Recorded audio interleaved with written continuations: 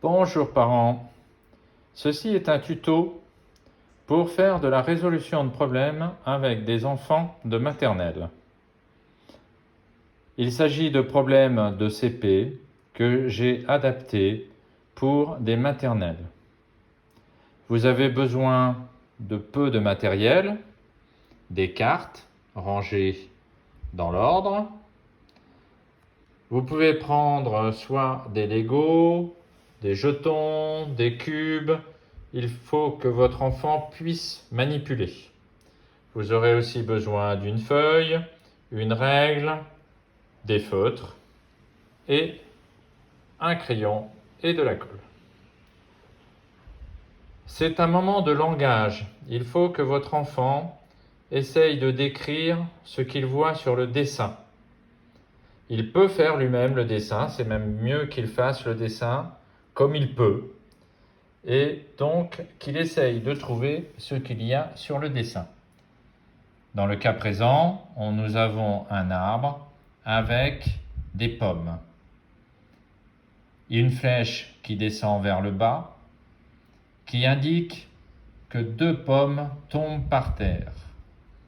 Souvent, si la flèche rentre dans l'arbre, ça veut dire que l'on ajoute une quantité. Dans le cas présent, on enlève une quantité.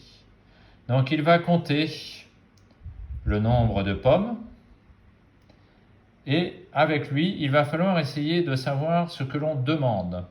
Par exemple, il va sûrement vous dire combien il y a de pommes.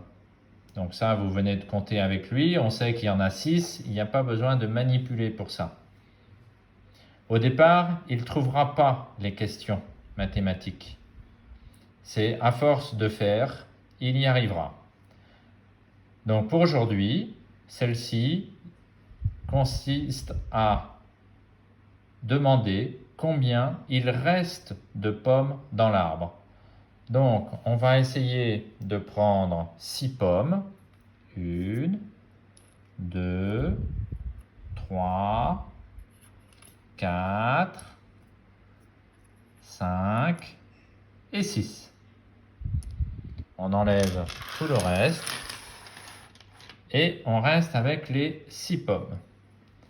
Nous avons donc 6 pommes dans l'arbre. Il y en a 2 qui tombent par terre. Combien reste-t-il de pommes? 1, 2, 3, 4. Votre enfant peut écrire 4 et avec des élèves de grande section, nous allons essayer de savoir ce qui est avant 4. Avant 4, 3. Après 4, 5. Et enfin, on peut aussi lui demander de tracer un trait et de marquer tous les centimètres pour qu'il puisse écrire où est 4. Il s'agit d'une compétence demandée en CP. Mais s'il fait ça déjà chez les grands, il sera beaucoup plus à l'aise. Donc on commence avec le 0. Il écrit 1, 2, 3, 4, 5, 6. Alors évidemment, s'il va au bout de la page, il va se douter qu'il va falloir arrêter. Mais bon, c'est bien que de l'arrêter ou la première fois de le laisser aller jusqu'au bout. Et nous, donc, ce qu'on veut, c'est entourer le 4 pour montrer que c'est le 4 que l'on voulait. Voilà, c'est un tuto. Maintenant, je vais vous présenter d'autres petits problèmes pour que vous puissiez faire avec votre enfant.